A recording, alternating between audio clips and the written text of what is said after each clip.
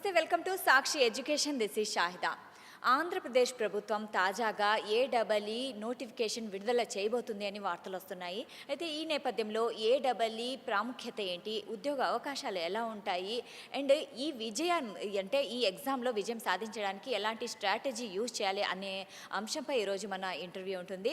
అయితే ఇక్కడ మనతో పాటు ఉన్నారు. సో ఇంజనీరింగ్ పోటీ పరీక్షల ఈ రంగంలో తనదైన అనుభవంతో చాలామంది విద్యార్థులకు మార్గదర్శకం చూపిస్తూ వస్తున్న బి సురేందర్ రెడ్డి గారు ఈరోజు మనతో పాటు ఉన్నారు. ఆయన ఎవరో కాదు, ఇప్పుడు భారతదేశంలోనే అత్యంత ప్రతిష్టాత్మకమైన విద్యా సంస్థల్లో ఒకటైన ఐఐటి ముంబైలో ఆయన ఎంటెక్ చేశారు.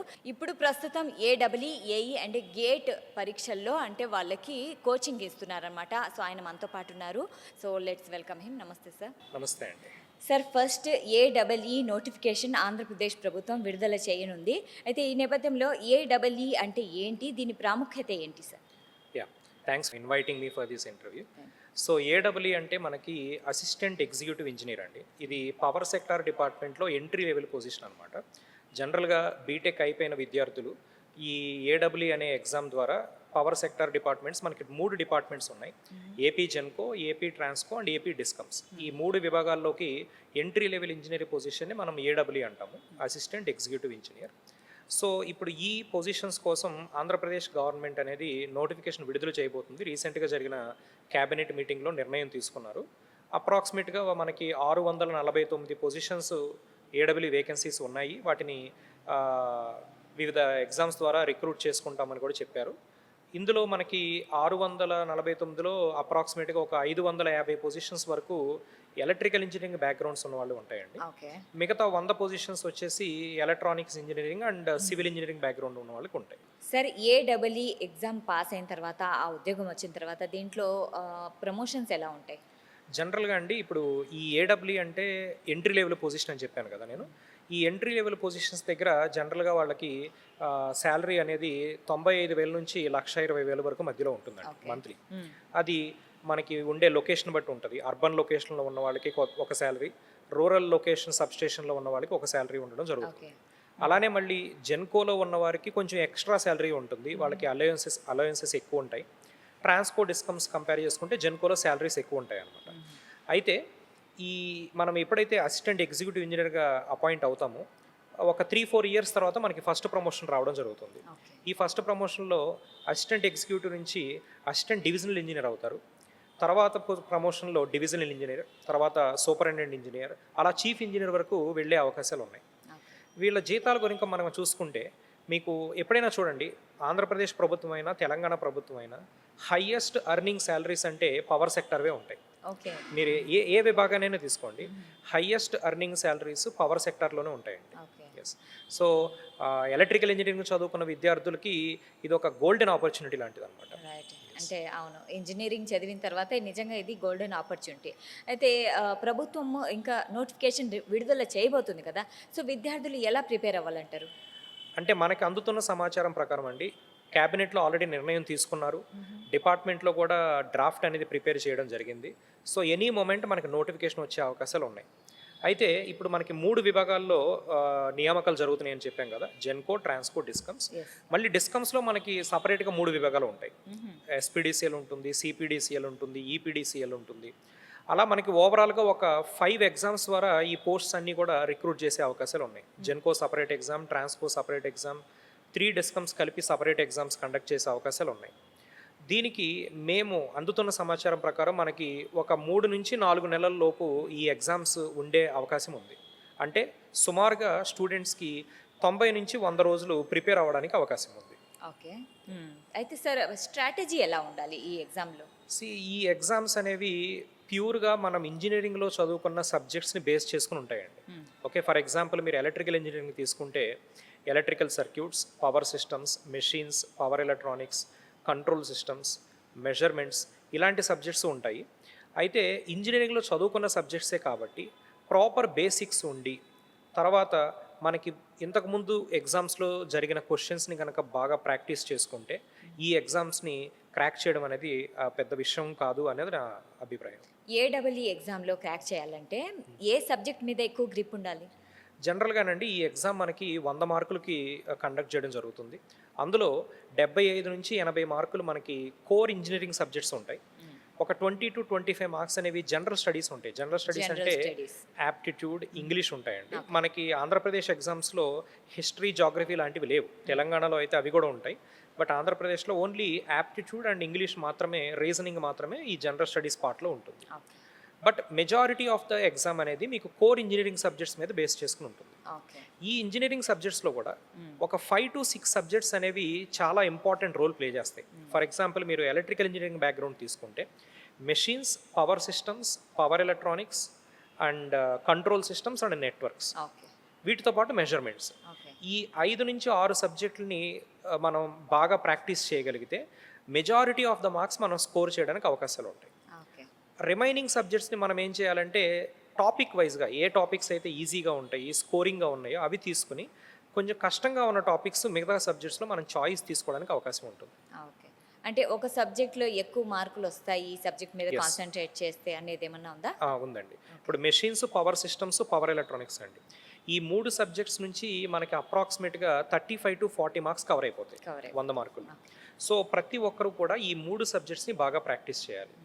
ఆ తర్వాత మనకి electrical circuits and control systems and measurements, ఈ 3 సబ్జెక్ట్స్ నుంచి కలుపుకుంటే అప్రాక్సిమేట్గా ఒక 15 మార్కులు వచ్చే అవకాశాలు ఉన్నాయి.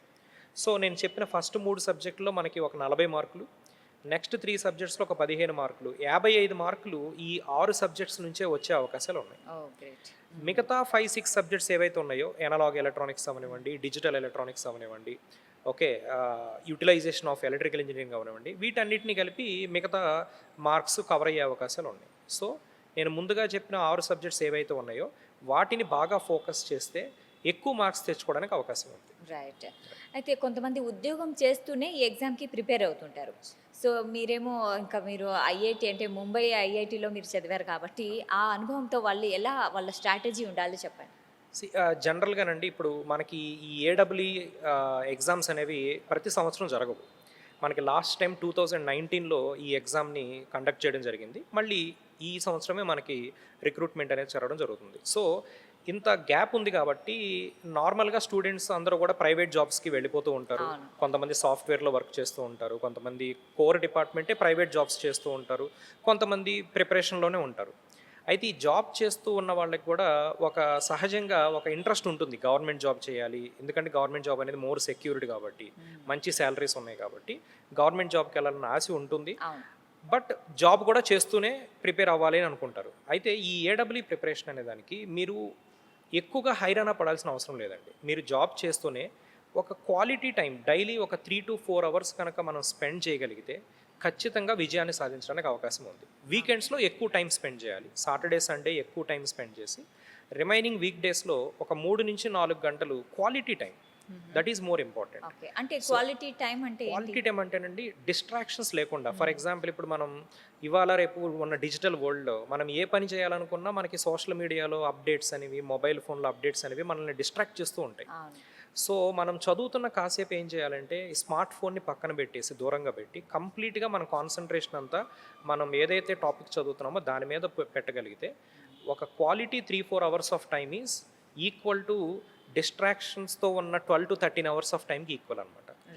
సో మంచి క్వాలిటీ టైంతో ఒక 3 to 4 అవర్స్ స్పెండ్ చేయగలిగితే డైలీ మనం నెక్స్ట్ రాబోయే 90 నుంచి 100 రోజుల్లో ఈ ఏడబ్ల్యూ సిలబస్ని కంప్లీట్ చేయడం అనేది పెద్ద విశేషమేం కాదు. ఇంకా కొంతమంది ఏమో చాలా సంవత్సరాల తర్వాత మళ్ళీ ఎగ్జామ్ రాయడానికి ప్రిపేర్ అవుతుంటారు, వాళ్ళకి ఎలాంటి సలహాలు ఇస్తారు? ఇది ఏంటంటే జనరల్గానండి మా ఇన్స్టిట్యూట్లో కూడా డైలీ మాకు కాల్స్ వస్తూ ఉంటాయి. సార్ నేను 2020లో పాస్ అవుట్ అయ్యాను బీటెక్, తర్వాత వేరే జాబ్కి వెళ్ళాను, లేకపోతే కొంతమంది నేను మ్యారేజ్ చేసుకున్నాను సార్, నేను తర్వాత ఫ్యామిలీ ప్లానింగ్ వల్ల చదవలేకపోయానని డైలీ కాల్స్ వస్తూ ఉంటాయి.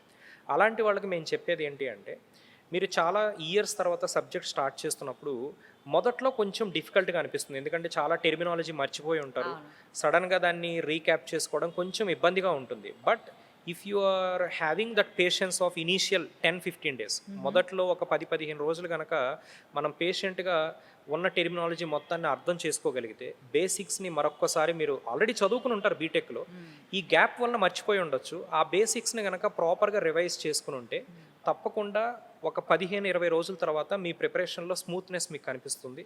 అండ్ రెగ్యులర్గా స్టూడెంట్స్తో మీరు పోటీ పడడానికి అవకాశం ఉంది. ఓకే. అయితే సార్ ఇప్పుడు మాక్ టెస్ట్‌లు అంటారు. సో, వీక్లీ టెస్ట్‌లు అంటే ప్రీవియస్ ఇయర్ క్వెషన్ పేపర్స్ ఇవన్నీ ఎంతవరకు యూజ్ అవుతాయి?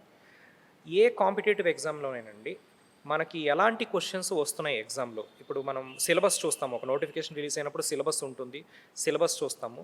కానీ ఎలాంటి క్వశ్చన్స్ మనకి ఇస్తారు అనేది తెలుసుకోవాలంటే దానికి మనకున్న ఏకైక resource previous exam questions. Right. ఇంతకుముందు జరిగిన ఎగ్జామ్స్లో ఉన్న క్వశ్చన్స్ని ఆధారంగా ఈ టాపిక్లోంచి మనకి ఎక్కువ క్వశ్చన్స్ వస్తున్నాయి. డెప్త్ ఆఫ్ క్వశ్చన్ అంటే క్వశ్చన్లో ఎంత ఎంతవరకు depth ఉంది? ఉంది అనేది తెలుసుకోవాలంటే మనకి ఉన్న resource previous year exam questions. వాటిని కనుక మనం బాగా ప్రాక్టీస్ చేసుకుంటే మోస్ట్ ఆఫ్ ది క్వశ్చన్స్ మనం ఆన్సర్ చేయడానికి అవకాశం ఉంటుంది. ఓకే. ఏడబ్ల్ఈ ఎవరైతే అభ్యర్థులు ఉన్నారో ఎక్కువగా ఎలాంటి తప్పులు చేస్తూ ఉంటారు? జనరల్ మిస్టేక్ అండి ఏడబ్ల్యూ అభ్యర్థుల్లో నేను చూసింది, మా ఇన్స్టిట్యూట్లో కూడా చాలామంది ఏడబ్ల్యూ ఏఈ ఎగ్జామ్స్కి ప్రిపేర్ అవుతూ ఉంటారు. వాళ్ళు జనరల్గా చేసే మిస్టేక్ ఏంటంటే ఏడబ్ల్యూ ఎగ్జామ్లో క్యాలిక్యులేటర్ అలౌడ్ చేయరు. ఇంజనీరింగ్ సబ్జెక్ట్స్లో ఎగ్జామ్ జరుగుతున్నా సరే క్యాలిక్యులేటర్ అనేది అలౌడ్ చేయరు.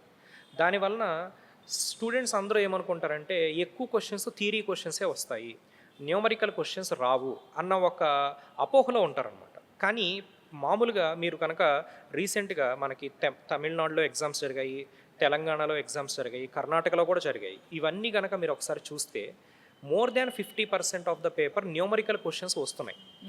ఈ అపోహలో నుంచి పిల్లలు బయటికి రావాలి. స్టూడెంట్స్ థియరిటికల్ క్వశ్చన్స్ని ఆన్సర్ చేయగలగాలి, న్యూమరికల్ క్వశ్చన్స్ని కూడా ఆన్సర్ చేయగలగాలి. మనకి 100 క్వశ్చన్స్కి 100 నిమిషాలు మాత్రమే టైం ఉంటుంది. సో మన రెస్పాన్స్ అనేది ఫాస్ట్గా ఉండాలి. క్వశ్చన్ చదవగానే ఎస్ ఈ క్వశ్చన్ అనేది పవర్ ఎలక్ట్రానిక్స్లో రెక్టిఫైర్స్ టాపిక్ నుంచి వచ్చింది. సో ఆ క్వశ్చన్ చదవగానే ఏ సబ్జెక్టు ఏ టాపిక్ అనేది మనకి బ్రెయిన్లో స్పార్క్ రావాలన్నమాట. ఆ లెవెల్లో కనుక మనం ప్రిపేర్ అవ్వగలిగితే మనం ఉన్న టైంలో అన్ని క్వశ్చన్స్ని ఆన్సర్ చేయడానికి అవకాశం ఉంటుంది. అయితే ఇప్పుడు ఓమ్ ఇన్స్టిట్యూషన్ స్థాపించాలనే ఆలోచన మీకు ఎప్పుడు కలిగింది? ఏంటి మీ ప్రయాణం ఏంటి? నేను ఎంటెక్ అయిన తర్వాత అండి ఒక 2 ఇయర్స్ నార్మల్ జాబ్ చేశాను. తర్వాత టీచింగ్ మీద నాకున్న మక్కువతో ఈ టీచింగ్ వైపు రావడం జరిగింది. మేము ఇన్స్టిట్యూట్ని స్థాపించక ముందు కొన్ని అదర్ ఇన్స్టిట్యూట్స్లో కూడా పనిచేసాం ఫ్యాకల్టీగా. ఒక అనుభవం కావాలి మనకి, ఇన్స్టిట్యూట్ రన్ చేయాలన్నా ఒక అనుభవం కావాలి. సో కొన్ని ఇన్స్టిట్యూట్స్లో పనిచేసాము, మంచి పేరు తెచ్చుకున్నాము. 2019లో మేము ఓన్గా ఒక లైక్ మైండెడ్ పీపుల్ అంటారు కదా, అలా ఒక 5 మెంబర్స్ కలిసి ఈ ఇన్స్టిట్యూట్ని స్థాపించడం జరిగింది. మేము స్థాపించిన తర్వాత చాలా తక్కువ టైంలోనే మంచి రిజల్ట్ కూడా తీసుకురాగలిగాం. ఓకే. సో మనకి ఇప్పుడు ఏఈఏడబ్ల్యూ ఎగ్జామ్లో మాకు state first ranks, state second, even Karnataka ఎగ్జామ్లో కూడా మేము స్టేట్ ఫస్ట్ ర్యాంక్ తేగలిగాం. ఒక తెలంగాణ స్టూడెంట్ మా ఇన్స్టిట్యూట్లో ప్రిపేర్ అయ్యి కర్ణాటక ఎగ్జామ్ రాసి కర్ణాటకలో స్టేట్ ఫస్ట్ రాగలిగాడు. So that is the kind of success we got. Okay. అలానే గేట్ ఎగ్జామ్లో అయినా సరే మాకు ఆల్ ఇండియా 5th ర్యాంక్ ఉంది, 7th ర్యాంక్ ఉంది. మంచి రిజల్ట్ చాలా తక్కువ టైంలో తెచ్చుకున్నందుకు చాలా గర్వంగా ఫీల్ అవుతూ ఉంటాం. మీరు ఆల్రెడీ ఆ ఎగ్జామ్ రాసి అంటే అంత మంచి జాబ్ తెచ్చుకున్నారు. మేము స్థాపించిన 5గురం కూడా అందరం ఐఐటీస్ అండ్ బిట్స్ నుంచి వచ్చిన వాళ్ళమే. అందరూ కూడా previous gate exam, engineering services ఎగ్జామ్లో మంచి సక్సెస్ని సాధించిన వాళ్ళు. సో ఆ ఎగ్జామ్ ప్యాటర్న్ మాకు తెలుసు, ఎలా ట్రైన్ చేయాలి పిల్లల్ని, ఎలా చేస్తే రిజల్ట్ వచ్చే అవకాశం ఉంది అనేది తెలుసు. కాబట్టి ఇంత తక్కువ టైంలో మంచి రిజల్ట్ తెచ్చుకోగలిగినందుకు ఆనందంగా ఉంది. అయితే సార్ నాకు ఒక ప్రశ్న, ఇప్పుడు ఇంజనీరింగ్ అయిన తర్వాత యూపీఎస్సీ కూడా రాస్తుంటారు, కానీ ఈ ఏడబ్ల్ఈ ఏఈ గేట్ కూడా ఉంది. సో యూపీఎస్సీ అంత కష్టం అంటారా ఈ ఎగ్జామ్? లేదండి, యూపీఎస్సీ అంత కష్టం కాదు. ఏడబ్ల్ఈ ఎగ్జామ్ అనేది ఇప్పుడు మనకి యూపీఎస్సీలో సివిల్ సర్వీసెస్ కానీ మీరు ఫారెస్ట్ సర్వీసెస్ కానీ ఏ ఎగ్జామ్స్ చూసినా సరే మల్టిపుల్ లేయర్స్ ఉంటాయి. ఫస్ట్ ప్రిలిమ్స్ ఎగ్జామ్ ఉంటుంది, తర్వాత మెయిన్స్ ఎగ్జామ్ ఉంటుంది, ఆ తర్వాత ఇంటర్వ్యూ ఉంటుంది. బట్ ఈ ఏడబ్ల్యూ ఎగ్జామ్ ఏంటంటే ఓన్లీ రిటన్ టెస్ట్ అనమాట. 100 questions 100 minutes, only written test ఉంటుంది. ఒక్కసారి రిటన్ టెస్ట్లో మీరు క్వాలిఫై అయ్యి మెరిట్ లిస్ట్లో ఉన్నారంటే డైరెక్ట్గా జాబ్, నెక్స్ట్ సర్టిఫికేట్ వెరిఫికేషన్ పిలుస్తారనమాట. సో మంచి శాలరీస్ కంపేర్ టు యూపీఎస్సీ కన్నా ఎలక్ట్రిసిటీ డిపార్ట్మెంట్లో శాలరీస్ ఎక్కువ ఉంటాయి. మీరు ఒక ఐఏఎస్ క్రాక్ చేసిన క్యాండిడేట్ కన్నా సరే ఎలక్ట్రికల్ పవర్ సెక్టార్ డిపార్ట్మెంట్లో ఉన్న వ్యక్తికి శాలరీ ఎక్కువ ఉంటుంది అఫీషియల్గా ఆన్ పేపర్ చెప్పాలి అంటే. So easy exam, easy to crack it, మంచి శాలరీస్ కూడా ఉంటాయి, సెక్యూర్డ్ జాబ్ కూడా. ఓకే. ఓమ్ ఇన్‌స్టిట్యూషన్‌లో ఈ ఏడబ్ల్‌ఈ, ఏఈ గేట్ కోసం ప్రత్యేకమైన వాళ్ళకేమన్నా అంటే బుక్స్ అని అలాంటివేమన్నా ఉంటాయా? మీ స్ట్రాటజీ ఏంటి? యెస్ అండి. ఓమ్ ఇన్‌స్టిట్యూట్‌లో మేము నంబర్ ఆఫ్ కోర్సెస్ రన్ చేస్తున్నామండి. మాకు గేట్ కోర్స్ ఉంటుంది. అలాగే ఏఈ అండ్ ఏడబ్ల్యూ కోర్స్ ఉంటుంది. వీటిలో మళ్ళీ ఆన్‌లైన్ కోర్సెస్ ఉంటాయి. ఆఫ్‌లైన్ కోర్సెస్ ఉంటాయి. విద్యార్థులకి ఎలాంటి రిక్వైర్మెంట్ ఉంది. కొంతమంది వర్కింగ్ ప్రొఫెషనల్స్ ఉంటారు. అంటే గ్రామీణ ప్రాంతాల గ్రామీణ పిల్లలు. ప్రాంతాల్లో వాళ్ళు ఉంటారు. అలాగే మ్యారీడ్ ఉమెన్ ఉంటారు. ఇలాంటి వాళ్ళ కోసం ఆన్‌లైన్ కోర్స్ అనేది బాగా యూజ్ అవుతుంది. ఓకే. వాళ్ళు డైలీ క్లాసెస్‌కి రాలేరు కాబట్టి ఆన్‌లైన్ కోర్స్ అనేది మంచిగా యూజ్ అవుతుంది. ఎవరైతే టైం స్పెండ్ చేయగలమో మాకు క్లాస్ రూమ్‌లో కూర్చుంటేనే ఆ ఫిజికల్ స్టడీ క్లాసెస్. ఎన్విరాన్మెంట్, ఆ! ఫిజికల్ క్లాసెస్ ఉంటేనే స్టడీ ఎన్విరాన్మెంట్ ఉంటుందనుకుంటారో అలాంటి వాళ్ళకి మా ఇన్‌స్టిట్యూట్ కొత్తపేటలో ఉంటుంది. క్లాస్ రూమ్ కోచింగ్ కూడా అవైలబుల్‌గా ఉంటుంది. ఓకే. కోచింగ్ ఒకటే కాకుండా మెటీరియల్ అనేది చాలా important. Yes. Yes. Books. So మనకి ప్రీవియస్ ఇంతకుముందు చెప్పినట్లు ఈ ఎగ్జామ్ని క్రాక్ చేయాలంటే ప్రీవియస్ ఇయర్ ఎగ్జామ్ క్వశ్చన్స్ని ప్రాక్టీస్ చేయడం చాలా ఇంపార్టెంట్. అవి కాకుండా ఇంకొన్ని కొత్త క్వశ్చన్స్ కూడా మనం ప్రాక్టీస్ చేయగలగాలి. వీటన్నిటిని మేము బుక్స్ రూపంలో స్టూడెంట్స్కి ఇవ్వడం జరుగుతుంది. Handouts and books. Om institute హ్యాండ్ అవుట్స్కి మంచి నేమ్ ఉంది మార్కెట్లో. సో ఈ హ్యాండ్ అవుట్స్ అండ్ బుక్స్ ద్వారా ఎక్కువ క్వశ్చన్స్ని స్టూడెంట్స్కి ఇవ్వడము, వాళ్ళు ప్రాక్టీస్ చేయడము, క్లాసెస్ వినడము, ఇదంతా ఒక సైకిల్ అనమాట. ఓకే. ఈ సైకిల్లో స్టూడెంట్ కనుక ఎవ్రీడే టైం స్పెండ్ చేయగలిగితే ఖచ్చితంగా ఎగ్జామ్ని క్రాక్ చేయడానికి అవకాశాలు ఎక్కువ ఉంటాయి. ఎన్ని మంత్స్ కోర్స్ ఉంటుంది? అంటే మంత్సా? ఇయర్స్‌కో ఎంత డ్యూరేషన్ ఎంత? జనరల్గా అండి ఇప్పుడు ఆన్లైన్ కోర్స్ అయితే మనకి ఒక 70 to 80 డేస్ ఉంటుందండి. ఓకే. ఓకే, మనకి ఎగ్జామ్కి ఇప్పుడు 100 రోజులు టైం ఉందనుకోవాలి మనం. ఒక 70 to 80 డేస్ ఆన్లైన్ కోర్స్ ఉంటుంది. మనకి ఫిజికల్ క్లాసెస్ అయితే మాత్రం 100 to 120 డేస్ ఉంటుందన్నమాట. ఓకే, సో విద్యార్థులు ఎలాంటి కోచింగ్ అయితే వాళ్ళకి కంఫర్టబుల్గా ఉంటుంది అనుకుంటారో వాటిని చూస్ చేసుకోవడానికి అవకాశం ఉంటుంది. సార్ అయితే ఆన్‌లైన్ కోచింగ్‌కి, ఆఫ్‌లైన్ కోచింగ్‌కి తేడా ఏంటి? జనరల్గానండి ఇప్పుడు offline coaching is the supreme అండి. నేను ఎప్పుడైనా సరే ఫిజికల్ క్లాసెస్లో ఉన్న కోచింగ్ అనేది సుప్రీం. ఎందుకంటే మనకి చిన్నప్పటి నుంచి అలవాటు ఉన్న కోచింగ్ ఏంటంటే టీచర్ ముందు ఉండడము, మనం టీచర్ ఎదురుగా ఉండి క్లాసెస్ వినడము, నేర్చుకోవడము, ఇది మనకి చిన్నప్పటి నుంచి మన జీన్స్లో ఉండిపోయింది అనమాట. ఈ ఆన్లైన్ అనేది ఎప్పుడు వచ్చిందంటే కోవిడ్ టైంలో పిల్లలందరూ కూడా ఇళ్ళకే పరిమితం అవడం వలన ఆన్లైన్ కోచింగ్ అనేది వచ్చింది. సో ఆన్లైన్ కోచింగ్లో ఉన్న డిసడ్వాంటేజ్ ఏంటంటే మీకు డిస్ట్రాక్షన్స్ మొబైల్లో కానీ ల్యాప్టాప్లో కానీ చూస్తూ ఉంటారు. ఇంటర్నెట్కి కనెక్ట్ అయి ఉంటారు. ఇంటర్నెట్కి కనెక్ట్ అయి ఉన్నప్పుడు ఆబ్వియస్లీ డిస్ట్రాక్షన్స్ ఉంటాయి. సోషల్ మీడియా మైండ్ నుంచి వేరే కానీ, చోటికి వెళ్ళిపోతుంది. వాట్సాప్ నుంచి కానీ, ఫ్రెండ్స్ ద్వారా కానీ, ఆ డిస్ట్రాక్షన్స్ వలన ఈ క్లాసెస్ మీద ఫోకస్ 100% చేయలేము. బట్ ఆన్లైన్లో అఫోర్డబిలిటీ ఉంటుంది. కోచింగ్ ఫీజు తక్కువ ఉంటుంది. మీరు ఏ లొకేషన్లో ఉండైనా సరే క్లాసెస్ వినొచ్చు. ఇంకొకటి ఏంటంటే ఆన్లైన్లో అడ్వాంటేజ్, ఫర్ ఎగ్జాంపుల్ మీరు ఏదైనా పర్సనల్ వర్క్ కానీ, హెల్త్ బాగాలేక కానీ ఏదైనా లెక్చర్ మిస్ అయితే ఆ మిస్ అయిన లెక్చర్ని రికార్డెడ్ ఫార్మాట్లో మరొకసారి వినడానికి అవకాశం ఉంటుంది. రైట్. సో ఈ ఆన్లైన్ కోచింగ్ ఎవరికి బెస్ట్ అంటే వర్కింగ్ ప్రొఫెషనల్కి, మ్యారీడ్ ఉమెన్కి, అలానే కోచింగ్ ఇప్పుడు ఆఫ్లైన్ కోచింగ్ అంటే కొంచెం ఫీజు ఎక్కువ ఉంటుంది. ఎందుకంటే ఏసీ క్లాసెస్ ఉంటాయి, బిల్డింగ్ యొక్క రెంట్ ఉంటుంది, ఇవన్నీ కూడా మెయింటెనెన్స్ ఉంటుంది. వీటన్నిటి వల్ల కోచింగ్ ఫీజు కాస్త ఎక్కువ ఉంటుంది. సో అఫోర్డబిలిటీ పాయింట్ ఆఫ్ వ్యూలో online coaching is the best. Okay. But నేర్చుకోవడానికి బాగా సబ్జెక్ట్ని స్క్రాచ్ నుంచి ఫుల్గా నేర్చుకుని ఒక మంచి స్టడీ ఎన్విరాన్మెంట్లో ఉందాము అనుకున్నప్పుడు physical classes is the best అన్నది నా ఒపీనియన్. ఎగ్జాక్ట్లీ. అయితే ఓమ్ ఇన్‌స్టిట్యూషన్‌లో ఇప్పుడు మాక్ టెస్ట్‌లు కానీ అండ్ ఇంకా గ్రాండ్ టెస్ట్‌లు కానీ అండ్ ఆల్సో వాళ్ళ పర్ఫార్మెన్స్ అనాలిసిస్ ఎలా చేస్తారు? జనరల్గా ఏదైనా ఎగ్జామ్ని, కాంపిటేటివ్ ఎగ్జామ్ని మనం క్రాక్ చేయాలంటే self assessment is the most important thing అనమాట. అంటే మనం ప్రిపరేషన్లో ఏ స్థాయిలో ఉన్నాము, ఇంకా ఎక్కడైనా వీక్నెసెస్ ఉన్నాయా, వీక్ జోన్స్ ఉన్నాయా, మన స్ట్రాంగ్ ఏరియాస్ ఏంటి, ఇవన్నీ తెలుసుకోవాలంటే మనం అసెస్మెంట్ టెస్ట్ రాయడం అనేది చాలా ఇంపార్టెంట్. దీన్నే మనం ఏమంటాం అంటే మాక్ టెస్ట్లు కూడా అంటాం అనమాట. సో ప్రిపేర్ అవుతూ ఉన్నప్పుడు ఆన్లైన్ టెస్ట్ సిరీస్ ద్వారా ఇప్పుడు ఎగ్జామ్ అన్నీ కూడా ఓవరాల్ ఇండియా ప్రతి ఎగ్జామ్ కూడా ఆన్లైన్ అవుతుంది. అర్లియర్ మనం 2019 మీకు లాస్ట్ టైం ఎగ్జామ్ జరిగినప్పుడు పేపర్ బేస్డ్ ఎగ్జామ్, బట్ ఈసారి జరగబోయే ఎగ్జామ్ ఖచ్చితంగా కంప్యూటర్ బేస్డ్ టెస్ట్ అనమాట.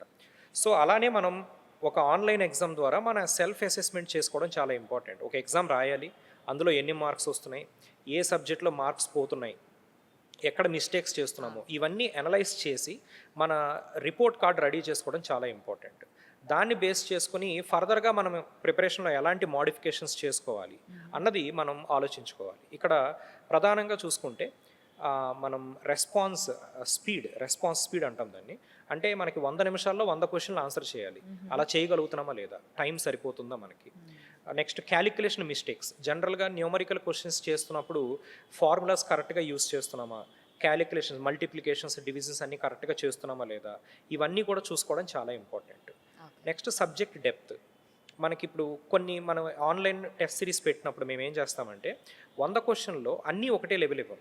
ఒక 25 to 30 క్వశ్చన్స్ ఈజీ ఉంటాయి, ఒక 25 to 30 క్వశ్చన్స్ యావరేజ్, కొన్ని డిఫికల్ట్ క్వశ్చన్స్ కూడా ఉంటాయి.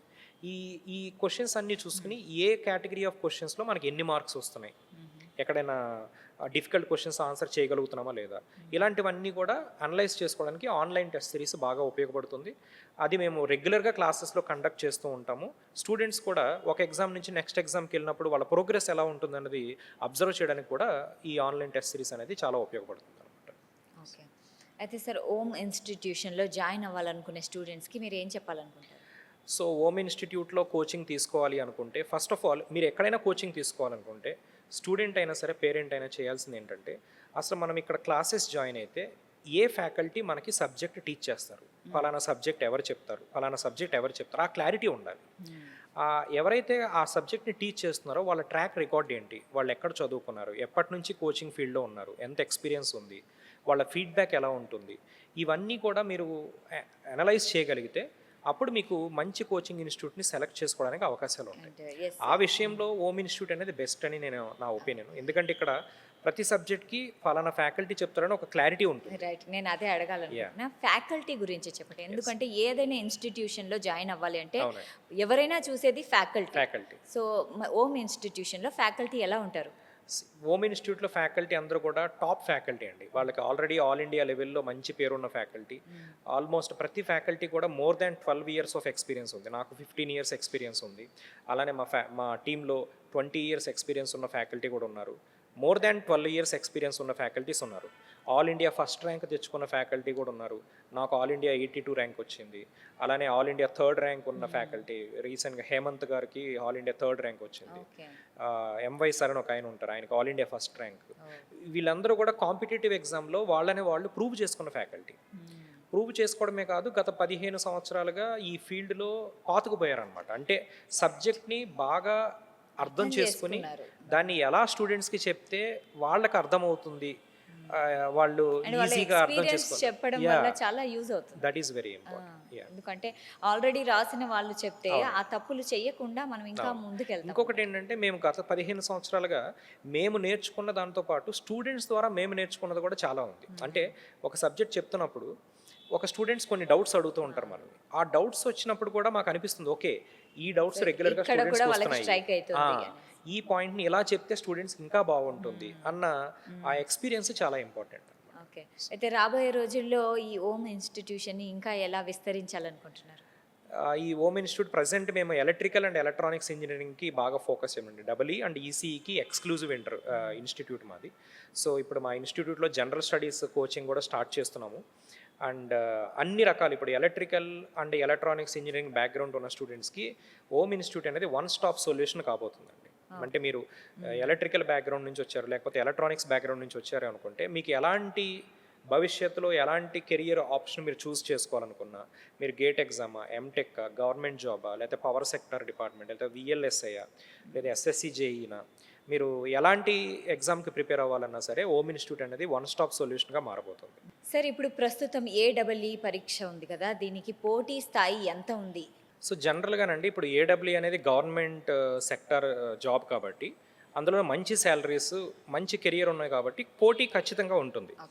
జనరల్ మీరు అప్లికేషన్స్ పాయింట్ ఆఫ్ వ్యూలో చూస్తే ఒక పోస్ట్కి మినిమం 50 మంది అప్లై చేస్తారు. కానీ ఈ 50 మందిలో సీరియస్ ఆస్పిరెంట్స్ ఒక 5 నుంచి 10 మంది మాత్రమే ఉంటారు ఒక పోస్ట్కి. ఎందుకంటే అప్లికేషన్ ఫీజు చాలా తక్కువ అండి. 250 రూపీస్ అప్లికేషన్ ఫీజుతో మనం ఈ పోస్ట్కి అప్లై చేయొచ్చు. చాలామంది ఏంటంటే గవర్నమెంట్ జాబ్ అంటే ఉన్న ఇంట్రెస్ట్తో అప్లై చేసేస్తూ ఉంటారు, కానీ దానికి తగ్గ ప్రిపరేషన్ ఉండదు వాళ్ళ దగ్గర. సీరియస్గా ప్రిపేర్ అయ్యే క్యాండిడేట్స్ ఎప్పుడు కూడా 5 నుంచి 10 మందే ఉంటారు. ఒకవేళ మనం సీరియస్గా ఈ ఎగ్జామ్కి ప్రిపేర్ అవుతుంటే మీరు పోటీ పడుతుంది 5 నుంచి 10 మందితో మాత్రమే. ఆ 5 నుంచి 10 మందిని కనుక అధిగమించగలిగితే ఖచ్చితంగా జాబ్ కొట్టే అవకాశాలు ఉన్నాయి. ఎంతమంది అప్లై చేస్తున్నారు అన్నది పక్కన పెడితే ఎంతమంది సీరియస్గా ప్రిపేర్ అవుతున్నారు అన్నదే చాలా ఇంపార్టెంట్. నేనేం చెప్పదనుకున్నానంటే మీరు ఐఐటి జేఈ ఎగ్జామ్ కానీ యూపీఎస్సీ ఎగ్జామ్స్ కానీ గ్రూప్ ఎగ్జామ్స్ ఉంటాయి, గ్రూప్ 1 గ్రూప్ 2 ఎగ్జామ్స్, వీటన్నిటితో పోల్చుకుంటే ఈ ఏడబ్ల్యూ ఎగ్జామ్కి కాంపిటీషన్ చాలా తక్కువ ఉందనే చెప్పాలి. ఓకే, చాలా తక్కువ ఉంది తక్కువ కాబట్టి ఉంది, ఎందుకంటే ఇంట్రెస్టింగ్ కెరియర్ కూడా. మీకు కోర్ సెక్టర్లో ఉంటారు. ఇంకొకటి ఏంటంటే artificial intelligence cannot replace power engineer. ఎందుకంటే ఇప్పుడున్న సిచ్యువేషన్లో మనకి డిజిటల్ వరల్డ్లో ఒక సాఫ్ట్వేర్ ఇంజనీర్ని ఏఐ ఈజీగా రీప్లేస్ చేయగలుగుతుంది. కానీ ఈ పవర్ ఇంజనీర్ ఎవరైతే ఉంటారో, అసిస్టెంట్ ఎగ్జిక్యూటివ్ ఇంజనీర్ కానీ, వీళ్ళు చేసే పని ఏంటంటే operations, maintenance and you know development, ఇవన్నీ కూడా ఒక ఏఐ అనేది రీప్లేస్ చేయలేదు. అదే కదా, ఏఐ వల్ల చాలా ఉద్యోగాలు పోతున్నాయి. అవును. అయితే ఇక్కడ ఏఈ గేట్లో సాధించిన ఆ వాళ్ళైతే అవకాశం లేదు. ఎందుకంటే ఏఐ అనేది మీకు మంచి టూల్ అవుతుంది ఖచ్చితంగా. మీరు సరైన నిర్ణయాలు తీసుకోవడానికి ఏఐ అనేది ఒక మంచి టూల్ అవుతుంది. అంతేకాని ఏఐ అనేది ఒక ఎగ్జిక్యూటివ్ ఇంజనీర్ని రీప్లేస్ చేయడం అనేది ఇంపాసిబుల్. ఎందుకంటే మీరు చాలా టాస్కులు చేయాలి. అయితే సార్, ఓమ్ ఇన్స్టిట్యూషన్లో చదివి సక్సెస్ అయిన స్టూడెంట్స్ ఎవరైతే ఉంటారో వాళ్ళ సక్సెస్ స్టోరీ ఏమన్నా మాతో షేర్ చేసుకుంటారా? నెంబర్ ఆఫ్ స్టూడెంట్స్ ఉన్నారండి. మేము స్థాపించిన మొదటి సంవత్సరంలోనే మా ఇన్స్టిట్యూట్లో కోచింగ్ తీసుకుని స్టేట్ ఫస్ట్ ర్యాంక్ తెచ్చుకున్నారు 2 స్టూడెంట్స్. వాళ్ళే కాకుండా నేను ఒక స్పెషల్ స్టోరీ ఈరోజు చెప్పాలనుకుంటున్నాను. He is from NIT Warangal అండి. ఎన్ఐటి వరంగల్లో బీటెక్ చేసిన స్టూడెంట్ సాయి రాఘవ పేరు అనమాట. తను వాళ్ళ క్లాస్మేట్స్ చాలామంది కూడా గేట్ ప్రిపరేషన్కి వెళ్ళారు. తను మాత్రం పవర్ సెక్టర్లో నాకు జాబ్ కావాలి. అప్పటికి ఇంకా నోటిఫికేషన్స్ రిలీజ్ కాలేదు. తను తెలంగాణ స్టూడెంట్ అనమాట. నోటిఫికేషన్స్ రిలీజ్ కాలేదు, but still he wanted to go to power sector only. అది చూస్ చేసుకుని మా ఇన్స్టిట్యూట్లో జాయిన్ అయ్యాడు. లక్కీగా ఏమైందంటే తను జాయిన్ అయిన 2 మంత్స్కే నోటిఫికేషన్ వచ్చింది. తను హార్డ్లీ ఒక 5-6 మంత్స్ ప్రిపేర్ అయ్యాడు అంతే. 5-6 మంత్స్తోనే మనకి స్టేట్ 7th ర్యాంక్ తెచ్చుకోగలిగాడు. అతను ఎలాంటి స్టూడెంట్ అంటే కాన్సన్ట్రేషన్ అనమాట. తను చాలా తక్కువ టైం ప్రిపేర్ అయ్యేవాడు, కానీ ఉన్న టైంని ప్రాపర్గా యూటిలైజ్ చేసేవాడు అనమాట. తను నాకు చెప్పింది ఏంటంటే, సార్ నేను కోచింగ్కి ఎప్పుడైతే రావాలని అనుకున్నానో మార్కెట్లో ఉన్న ఇన్స్టిట్యూట్స్ అన్నింటినీ వెరిఫై చేశాను. వెరిఫై చేసిన తర్వాత నాకు హోమ్ ఇన్స్టిట్యూట్లో మంచి ఫ్యాకల్టీ ఉన్నారనిపించింది, వచ్చి జాయిన్ అయ్యాను. నేను కోచింగ్ స్టార్ట్ చేసిన మొదటి రోజు నుంచి స్మార్ట్ ఫోన్ని వాడడం మానేశాను. నేను ఒక కీప్యాడ్ ఉన్న నార్మల్ ఫోన్స్ ఉంటాయి కదా, అది కొనుక్కున్నాను సార్. అది కూడా డిస్ట్రాక్షన్ కంప్లీట్గా అవాయిడ్ చేస్తాడు అనమాట. ఆ ఫోన్ కూడా ఎందుకు కొనుక్కున్నానంటే డైలీ ఒకసారి మాట్లాడకపోతే మా అమ్మ భయపడుతుంది సార్, దానికోసం కొనుక్కున్నాను. బట్ నా కంప్లీట్ ప్రిపరేషన్ ఎలాంటి డిస్ట్రాక్షన్ లేకుండా చేయగలిగాను. అదే నా సక్సెస్కి సీక్రెట్ అని చెప్తూ ఉంటాడు అనమాట. తను ఇప్పుడు తెలంగాణలో మంచి ఇంజనీర్గా ఇంటికి చాలా దగ్గరలోనే పోస్ట్ రావడం జరిగింది. He is very happy now. అలా ఇంకొక అమ్మాయి కూడా ఉందండి. ఒక అమ్మాయి, తను మ్యారీడ్ పర్సన్. మ్యారేజ్ అయిపోయింది. బీటెక్ తర్వాత ఆల్మోస్ట్ 4-5 ఇయర్స్ గ్యాప్ తర్వాత తెలంగాణలో ఏడబ్ల్యూ నోటిఫికేషన్ వచ్చింది. ఓకే, ఏడబ్ల్యూ నోటిఫికేషన్ వచ్చిన తర్వాత సో ఎలా అయినా సరే జాబ్ తెచ్చుకోవాలి, గవర్నమెంట్లోకి ఎంటర్ అవ్వాలని తన పిల్లల్ని, భర్తని, ఇంటిని వదిలి హైదరాబాద్ వచ్చింది ప్రిపేర్ అవ్వడానికి. సో తను వచ్చిన తర్వాత ఒక 90 రోజుల్లోనే జాబ్ తెచ్చుకోగలిగిందండి. గ్రేట్. అది కూడా 5 ఇయర్స్ గ్యాప్ తర్వాత. ఇది ఎలా సాధ్యమవుతుంది అంటే సెల్ఫ్ డిటర్మినేషన్, ఆ ఫోకస్, ఎలా అయినా సాధించాలి అన్న పట్టుదల. ఆ పట్టుదలకు కావాల్సిన ప్రణాళిక అది తనకు ఆ ఇన్స్టిట్యూట్లో దక్కింది. ఆ ప్రణాళిక అనేది, ఆ కోచింగ్, ఆ ఎన్విరాన్మెంట్ అంతా క్రియేట్ అయింది. తనకున్న పట్టుదలతో 90 రోజుల్లోనే సక్సెస్ని సాధించింది. She is now assistant executive engineer. So ఇలా చూసుకుంటే చాలామంది ఉన్నారు సక్సెస్ స్టోరీస్ అనేవి.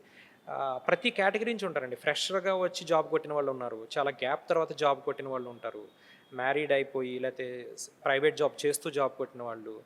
ఒక్కొక్కరిది ఒక్కొక్క స్టోరీ అనమాట. ఎవరికైనా అందరికీ కామన్ గోల్ ఒకటే, ఎలా అయినా సరే ఉద్యోగం సాధించాలి, గవర్నమెంట్ జాబ్ సాధించాలి, ఇర్రెస్పెక్టివ్ ఆఫ్ ది సర్కమ్స్టాన్సెస్. మనకి టైం ఉన్నా లేకపోయినా కష్టపడాలి, ప్రిపేర్ అవ్వాలి. ఆ పట్టుదల అన్నది చాలా ఇంపార్టెంట్. సార్, ఏడబ్ల్ఈ ఎగ్జామ్కి మనము ప్రిపేర్ అవ్వాలంటే అంటే ఒక్క రోజులో ఎంత సమయం కేటాయించాలి? There is no magic number అండి. చెప్పాలంటే ఒక రోజులో ఇన్ని గంటలే చదవాలన్నది మ్యాజిక్ నెంబర్ లేదు. నేను ఇంతకుముందు కూడా చెప్పినట్లు మనం ఎంత సమయం కేటాయిస్తున్నాం అన్నది ఇంపార్టెంట్ కాదు, ఎంత క్వాలిటీ టైం కేటాయిస్తున్నాం అన్నది ఇంపార్టెంట్. మీరు డిస్ట్రాక్షన్ లేకుండా రోజుకి ఒక 3-4 గంటలు ప్రిపేర్ అయినా సరే ఏడబ్ల్యూ జాబ్ని క్రాక్ చేయడం అనేది చాలా ఈజీ అవుతుంది. మీరు రకరకాల డిస్ట్రాక్షన్స్ పెట్టుకుని 10-12 గంటలు చదివినా సరే ఉపయోగం ఉండదు. ఇంకొకటి ఏంటంటే కన్సిస్టెన్సీ ఈజ్ వెరీ ఇంపార్టెంట్. ప్రతిరోజు చదువుతూ ఉండాలి. ఎగ్జామ్ అయ్యే వరకు గ్యాప్ లేకుండా ప్రతిరోజు చదువుతూ ఉండాలి. ఒక 1 డే ఒక 12 అవర్స్ చదివి ఒక 2-3 డేస్ మళ్ళీ ఎలాంటి చదువు లేకుండా మళ్ళీ ఒక 2-3 డేస్ తర్వాత మళ్ళీ సడన్గా ఒక 10-12 అవర్స్ చదవడం, రాంగ్ అనమాట. ఇలా ఉంటే మనకి ప్రిపరేషన్లో కన్సిస్టెన్సీ ఉండదు. రైట్. డైలీ ఒక 3-4 అవర్స్ క్వాలిటీ టైం స్పెండ్ చేయగలిగితే ఖచ్చితంగా మనం సక్సెస్ని సాధించడానికి అవకాశం. Right sir. ఓమ్ ఇన్స్టిట్యూషన్లో ఇప్పుడు ఒక విద్యార్థి జాయిన్ అయ్యారే అనుకోండి, అంటే జీరో నుంచి ప్రిపరేషన్ స్టార్ట్ చేయాలి. సో మీరు ఎలా గైడ్ చేస్తారు? జనరల్గానండి మనకి నెంబర్ ఆఫ్ సబ్జెక్ట్స్ ఉన్నాయి కదా, ప్రతి సబ్జెక్ట్కి కూడా మన దగ్గర ఉన్న ఫ్యాకల్టీ ఎలా ఉంటారంటే based on their experience A level నుంచి స్టార్ట్ చేస్తే విద్యార్థికి ఈజీగా ఉంటుంది. మేము ఎలా ట్రీట్ చేస్తామంటే మా క్లాస్లోకి వచ్చిన ప్రతి స్టూడెంట్ని కూడా ఇప్పుడే ఇంటర్మీడియట్ పాస్ అయ్యి బీటెక్లోకి వచ్చాడు అనుకుంటాం. ఓకే. అంటే మీకు ఇంజనీరింగ్లో ఎలాంటి బేసిక్స్ లేకపోయినా సరే we can fetch you that. అంటే ఆ బేసిక్స్ని మేము ఇంజెక్ట్ చేయగలం మీలో. మీరు ఒక ఇంటర్మీడియట్ పాస్ అయిన స్టూడెంట్ కింద కన్సిడర్ చేస్తాం మేము. ఇవాళ రేపు ఇంజనీరింగ్ కాలేజీలో ఎవరో చదువుకోవట్లేదండి. చదువుకుందాం అనుకున్న ఫ్యాకల్టీ కూడా సరైన ఫ్యాకల్టీ ఉండరు, అంత సీరియస్నెస్ ఉండదు. 4 ఇయర్స్ లాంగ్ జర్నీ వలన ఎప్పుడో ఫస్ట్ ఇయర్లో సెకండ్ ఇయర్లో చదువుకున్నది 4th ఇయర్కి వచ్చేసరికి మర్చిపోతూ ఉంటారు. రైట్. సో ఈ బేసిక్స్ అన్నీ స్టార్ట్ చేసుకుంటేనే సబ్జెక్ట్లోకి స్టెప్ బై స్టెప్గా తీసుకెళ్తాం అనమాట. సో చాలా బేసిక్స్ లెవెల్ నుంచి అడ్వాన్స్డ్ లెవెల్ వరకు టీచ్ చేస్తాము. దానివల్ల ఏమవుతుందంటే విద్యార్థికి చాలా ఈజీగా అనిపిస్తుంది ప్రాసెస్. అయితే ఈ ఏఈ ఎగ్జామ్కి పిల్లలు డైరెక్ట్గా హాజరవ్వాలంటారా, లేకుంటే ఓన్లీ క్లాసెస్కి అటెండ్ అయితే కూడా సరిపోతుందా, లేకుంటే ఏంటి? అంటే ఇప్పుడు మనకేంటంటేనండి, ఫస్ట్ ఆఫ్ ఆల్ ఈ ప్రిపరేషన్లో రకరకాలు ఉంటాయండి. కొంతమంది సెల్ఫ్గా ప్రిపేర్ అవ్వాలనుకుంటారు, కొంతమంది ఇంతకుముందు ఆల్రెడీ కోచింగ్ తీసుకుని ఇప్పుడు నోటిఫికేషన్ వచ్చింది కాబట్టి రివిజన్ స్టేజ్లో ఉంటారు, కొంతమంది ఇప్పుడే ప్రిపరేషన్ స్టార్ట్ చేస్తూ ఉంటారు. ఎవరైతే సెల్ఫ్గా ప్రిపేర్ అవ్వాలనుకుంటున్నారో వాళ్ళకి నేను ఇచ్చే సలహా ఏంటంటే సిలబస్ ఫస్ట్ చూడండి. నోటిఫికేషన్లో మనకి సిలబస్ ఏమున్నది అనేది చాలా ఇంపార్టెంట్. ఈ సిలబస్లో ఉన్న ప్రతి అంశాన్ని కూడా ఓకే, పవర్ ఎలక్ట్రానిక్స్లో రెక్టిఫైర్స్ టాపిక్ ఉంది, ఈ రెక్టిఫైర్స్కి నాకు కావాల్సిన మెటీరియల్ ఏంటి, రీసోర్స్ ఏంటి, ఏ టెక్స్ట్ బుక్లో చదువుకోవాలి, ఏ మెటీరియల్ బుక్లో చదువుకోవాలి, ఇలా ప్రతి సిలబస్లో ఉన్న ప్రతి అంశానికి కూడా రీసోర్సెస్ని ఏర్పాటు చేసుకోవడం ఇంపార్టెంట్. ఒక్కసారి రీసోర్సెస్ని ఏర్పాటు చేసుకున్న తర్వాత దాని నుంచి డీవియేట్ అవ్వకూడదు. మల్టిపుల్ రీసోర్సెస్ ఉన్న ప్రాబ్లమే. కొంతమంది స్టూడెంట్స్ ఏం చేస్తారంటే ఒక టాపిక్ని టెక్స్ట్ బుక్లో చదువుతారు, ఒక యూట్యూబ్లో లెక్చర్ వింటారు, ఎన్పిటిఎల్ క్లాసెస్ ఓపెన్ చేసి అక్కడ వింటారు, కన్ఫ్యూజ్ అయిపోతారు. You rely on one single resource. జనరల్గా నేనేం చెప్తానంటే యూట్యూబ్లో చాలామంది ఫ్రీ క్లాసెస్ ఉంటాయి, లేకపోతే నెంబర్ ఆఫ్ ఫ్యాకల్టీస్ చెప్తూ ఉంటారు కదా, అవి వింటే సరిపోతుంది అనుకుంటారు. బట్ ఉంటాయి కానీ ఆర్గనైజ్డ్గా ఉండవు, ఎక్కడ ఒక సీక్వెన్స్లో ఉండవు, ఎక్కడ వరకు కావాలో అక్కడ వరకు ఉండవు, అనవసరమైనవి ఎక్కువ ఉంటాయి, అవసరమైనవి తక్కువ ఉంటుంది అనమాట. ఎందుకంటే యూట్యూబ్ ఇట్స్ ఎన్ ఓషన్. అంత పెద్ద సముద్రంలో మీకు కావాల్సిన చిన్న ఇసుక రేణు వెతుక్కోవాలంటే చాలా కష్టంగా అనిపిస్తుంది. సో నా సజెషన్ ఏంటంటే సెల్ఫ్గా ప్రిపేర్ అవ్వాలనుకున్న వాళ్ళు text books and NPTEL lectures మీద డిపెండ్ అయితే మంచిది అన్నది నా ఉద్దేశం. ఎవరైతే కోచింగ్ తీసుకోవాలనుకుంటున్నారో వాళ్ళకి కోచింగ్ క్లాసెస్లో ఎవ్రీథింగ్ విల్ బి ఆర్గనైజ్డ్. మీకు ఏం చదవాలి ఏం చదవకూడదు అన్నీ కరెక్ట్గా చెప్తారు, ఎలాంటి ప్రాబ్లం ఉండదు. కొంతమంది ఆల్రెడీ కోచింగ్లో తీసుకుని ఇప్పుడు రివిజన్ స్టేజ్లో ఉంటారనమాట. వాళ్ళు చేయాల్సింది ఏంటంటే క్లాస్ నోట్స్ని థరోగా రివైజ్ చేసుకోవడము, మరొకసారి ప్రీవియస్ ఇయర్ క్వశ్చన్స్ అన్నిటిని ప్రాక్టీస్ చేయడము, ప్రీవియస్ ఇయర్స్ క్వశ్చన్స్తో పాటు వీలైతే గేట్ ఎగ్జామ్లో ఉన్న 1 మార్క్ క్వశ్చన్స్ను కూడా ప్రాక్టీస్ చేసుకోవడము, మాక్ ఎగ్జామ్స్ని అటెండ్ అవ్వడము, ఇలాంటి ఫార్ములా రివిజన్, షార్ట్ నోట్స్ ఇలాంటివన్నీ చేస్తూ ఉంటే ఈజీగా ఉంటుంది. రైట్. ఓకే. అయితే సార్ ఇప్పుడు నోట్స్ ఎలా ప్రిపేర్ చేసుకోవాలంటారు? ఇప్పుడు నోట్స్ ప్రిపేర్ చేసుకోవడానికి రకరకాల మార్గాలు ఉంటాయండి. ఇప్పుడు మనం ఒక టెక్స్ట్ బుక్లో ఒక టాపిక్ చదివి దానిలో ఉన్న ఇంపార్టెంట్ పాయింట్స్ ద్వారా నోట్స్ ప్రిపేర్ చేసుకోవచ్చు. అదే కోచింగ్ క్లాస్ అటెండ్ అవుతుంటే ఫ్యాకల్టీయే నోట్స్ డిక్టేట్ చేస్తారు కాబట్టి ఎలాంటి ప్రాబ్లం ఉండదు. సో ఈ నోట్స్ ప్రిపేర్ అయిన తర్వాత మనం నోట్స్లో ఉన్న ప్రతి పాయింట్ని థరోగా చదువుకోవాలి. క్లాస్ అయిన తర్వాత ప్రతి పాయింట్ని థరోగా చదువుకోవాలి. చదువుకుని ఒక 10 పేజీల నోట్స్ని ఒక 1 or 2 పేజెస్ షార్ట్ నోట్స్గా ప్రిపేర్ చేసుకునే అలవాటు రావాలి మనకి. ఇప్పుడు ఎగ్జామ్ ముందు జస్ట్ రేపు మనకు ఒక 1 monthలో ఎగ్జామ్ ఉందనగా నోట్స్లోని ప్రతి పాయింట్ని మనం చదువుకుంటూ వెళ్ళలేం, టైం సరిపోదు. అలాంటప్పుడు ఈ షార్ట్ నోట్స్ అనేవి మనకి చాలా ఉపయోగపడతాయి. షార్ట్ నోట్స్ అంటే ఏంటంటే ఇంపార్టెంట్ పాయింట్స్, ఇంపార్టెంట్ ఫార్ములాస్, కొన్ని ఇంపార్టెంట్ క్యారెక్టరిస్టిక్స్ ఉంటాయి. అవన్నీ కూడా మనం షార్ట్ నోట్స్లో ప్రిపేర్ చేసుకోగలిగితే త్వరగా వాటిని రివిజన్ చేసుకోవడానికి అవకాశాలు ఉంటాయి. ఓకే. అయితే ఫార్ములాస్ ఎలా గుర్తుపెట్టుకోవాలి, ఎక్కువసేపు ఎలా గుర్తుపెట్టుకోవాలంటారు ఫార్ములాస్ని? ఫార్ములాస్ అండి ఇప్పుడు చాలామంది ఏం చేస్తూ ఉంటారు, బై హార్ట్ చేయడానికి ట్రై చేస్తూ ఉంటారు. That is not the correct procedure. ఒక ఫార్ములాని గుర్తుపెట్టుకోవాలంటే ఫస్ట్ ఆ ఫార్ములా యొక్క డెరివేషన్ మనం తెలుసుకోవాలి, ఎలా వచ్చింది ఆ ఫార్ములా, ఆ ఫార్ములా ఉన్న పారామీటర్స్ ఏంటి, ఏ పారామీటర్ ఎలా మారుతుంది, ఓకే, ఇవన్నీ తెలుసుకున్న తర్వాత ఈ ఫార్ములా మీద మనం ఒక 5 to 6 ప్రాబ్లమ్స్ సాల్వ్ చేయగలిగితే ఆ ఫార్ములా అనేది మనకి కంఠస్థం అయిపోద్ది అనమాట. ఓకే. ఎప్పుడైనా ఫార్ములాని చదివితే గుర్తుండదు, దానికి సంబంధించిన ప్రాబ్లమ్స్ని సాల్వ్ చేసుకోవాలి. ఈ టెక్నిక్ కూడా చెప్తారా హోమ్ ఎస్, ఇన్స్టిట్యూషన్? తప్పకుండా అండి. ప్రతి ప్రాబ్లమ్కి ప్రతి ఫార్ములాకి మనకు ఒక 10 క్వశ్చన్స్ వరకు ప్రాక్టీస్ క్వశ్చన్స్ చేపిస్తూ ఉంటాం క్లాస్లో. దానివల్ల ఏమవుతుందంటే స్టూడెంట్స్ ఈజీగా ఆ ఫార్ములాని గుర్తుపెట్టుకోవడానికి అవకాశం ఉంటుంది. ఎగ్జామ్లో కూడా ఆ ఫార్ములా మీద ఎలాంటి క్వశ్చన్ వచ్చినా సరే ఆన్సర్ చేయడానికి అవకాశం ఉంటుంది. ఓకే. అయితే చాలా మంది విద్యార్థులు చదువుతూ ఉంటారు చాలా గంటలు గంటలు, కానీ వాళ్ళు సక్సెస్ అవ్వలేకపోతుంటారు. ఎందుకు? రీజన్ ఏంటి? ఇప్పుడు మనకేంటంటే అండి, ఎన్ని గంటలు చదువుతున్నాం అన్నది కాదు, ఎంత క్వాలిటీతో చదువుతున్నాం అన్నది ఇంపార్టెంట్ ఫస్ట్ థింగ్. ఇంకొకటి ఏంటంటే స్ట్రాటజీ చాలా ఇంపార్టెంట్ అండి. కాంపిటేటివ్ ఎగ్జామ్లో మనం ఎంత చదివామన్నది ఇంపార్టెంట్ కాదు, ఎంత రీటైన్ చేసుకోగలిగాము, దాన్ని ఎగ్జామ్లో ఎంత బాగా ప్రొడ్యూస్ చేయగలిగాము అన్నది ఇంపార్టెంట్. మీరు ఎన్ని మంత్స్ చదివినా, ఎన్ని సంవత్సరాలు చదివినా, ఎండ్ ఆఫ్ ద డే ఆ 100 నిమిషాలు ఎగ్జామ్ హాల్లో మీ పర్ఫార్మెన్స్ ఎలా ఉన్నది, అదే ఇంపార్టెంట్. సో మీరు ఈ ఒక 1 year పాటు లేకపోతే ఒక 5-6 months పాటు చదువుకున్నదంతా ఆ 100 నిమిషాల్లో ఎగ్జిక్యూట్ చేయగలగాలి. అది రావాలంటే ప్రాపర్ ప్రాక్టీస్ చాలా ఇంపార్టెంట్. ఇప్పుడు మనకి విరాట్ కోహ్లీ మ్యాచ్లో సెంచరీ కొట్టాడంటే on the day on the spot కొట్టలేడు కదా, దానికి ముందు ఎంతో ప్రాక్టీస్ చేసి ఉంటాడు, నెట్ ప్రాక్టీస్ చేసి ఉంటాడు, వేరే మ్యాచెస్ ప్రీ మ్యాచెస్ ఆడి ఉంటారు. అలా స్ట్రాటజీ మనకు కూడా ఉండాలి. ముందే మనం కొన్ని మాక్ ఎగ్జామ్స్ రాసి ఉండాలి, ప్రతి సబ్జెక్ట్ని క్షుణ్ణంగా చదివి ఉండాలి, ఫార్ములాస్ని అర్థం చేసుకుని ఉండాలి. ఇవన్నీ చేస్తూ రెగ్యులర్ ప్రాక్టీస్ అండ్ రివిజన్ చేస్తూ ఉంటే ఖచ్చితంగా సక్సెస్ అవుతారు. మనం సక్సెస్ కాలేదంటే ఏదో ఒక ప్రాబ్లం ఉంది అని, అంటే మన రివిజన్ ప్రాపర్గా లేదనో, లేకపోతే మాక్ ఎగ్జామ్స్ సరిగ్గా రాయలేదనో, సబ్జెక్ట్ని క్షుణ్ణంగా అర్థం చేసుకోలేదనో, ఏదో ఒక మిస్టేక్ చేస్తేనే సక్సెస్ అనేది దూరం అవుతుంది. సార్, ఇప్పుడు హోమ్ ఇన్స్టిట్యూషన్లో జాయిన్ అయిన వాళ్ళు అంటే మాక్ టెస్ట్లలో చాలా తక్కువ మార్క్స్ వస్తున్నాయి అనుకోండి, సో వాళ్ళని మీరు ఎలా గైడ్ చేస్తారు? మేము జనరల్గానండి, ఇప్పుడు ఈ స్టూడెంట్స్ అందరూ కూడా matured students, engineering pass out అయిన పిల్లలు, అంటే వాళ్ళ వయసు 21 సంవత్సరాల నుంచి 25 సంవత్సరాల మధ్యలో ఉంటుంది అనమాట. ఇలాంటి స్టూడెంట్స్కి మనం సపరేట్గా సలహాలు ఇవ్వాల్సిన అవసరం లేదు. బట్ మనం ఏం చేస్తామంటే ఎవరైతే మార్క్స్ తక్కువ వస్తాయో వాళ్ళని ఫ్యాకల్టీని మీట్ అవ్వమని చెప్తాం. తప్పకుండా ఎవరైతే మీట్ అవుతారో ఫ్యాకల్టీని ఫ్యాకల్టీ రూమ్లో వాళ్ళకి తప్పకుండా మనం గైడెన్స్ ఇవ్వడం జరుగుతుంది. సో పలానా సబ్జెక్ట్లో మీకు ఎందుకు తక్కువ మార్క్స్ వచ్చాయి, క్లాస్లో బాగానే ప్రాక్టీస్ చేస్తున్నాం సార్, ఎగ్జామ్లో రాయలేకపోతున్నాం అంటారు కొంతమంది. క్లాస్లో చేస్తున్నప్పుడు వస్తున్నాయి, ఎగ్జామ్లో రాయలేకపోతున్నాం, దట్ ఈజ్ ఎగ్జామ్ టెన్షన్ అనమాట. ఒక బౌండెడ్ టైంలో, ఇప్పుడు జనరల్గా మనం కూడా ఎలా ఉంటుందంటే, మీరు మీడియాలో ఉన్నారు కాబట్టి చెప్తున్నాను, కొంతమంది న్యాచురల్గా మంచి యాక్టర్స్ ఉంటారు, ఎవరు లేరు షూటింగ్ ఏం లేదనుకుంటే చాలా బాగా యాక్ట్ చేస్తూ ఉంటారు, వాళ్ళ ఫేస్లో కూడా చాలా ముఖ కవళికలు మనకు తెలుస్తూ ఉంటాయి. బట్ ఎప్పుడైతే మీరు కెమెరా షూట్ కమాన్ యాక్ట్ అన్నామో అప్పుడు భయపడిపోతూ ఉంటారు అనమాట. అదే సేమ్ విద్యార్థుల్లో కూడా ఉంటుంది. ఎలా అంటే ఈరోజు ఎగ్జామ్ ఏం లేదు, నీకు ఒక నెంబర్ ఆఫ్ క్వశ్చన్స్ ఇస్తున్నాను ప్రాక్టీస్ చేయంటే బ్రహ్మాండంగా ప్రాక్టీస్ చేస్తూ ఉంటారు, మంచిగా ఆన్సర్స్ వచ్చేస్తూ ఉంటాయి. బట్ అదే నేను ఈరోజు ఎగ్జామ్ ఉంది 1 hourలో వీటిని ఆన్సర్ చేయంటే ఆ టెన్షన్ వస్తుంది అనమాట. దాన్ని అధిగమించగలగాలి.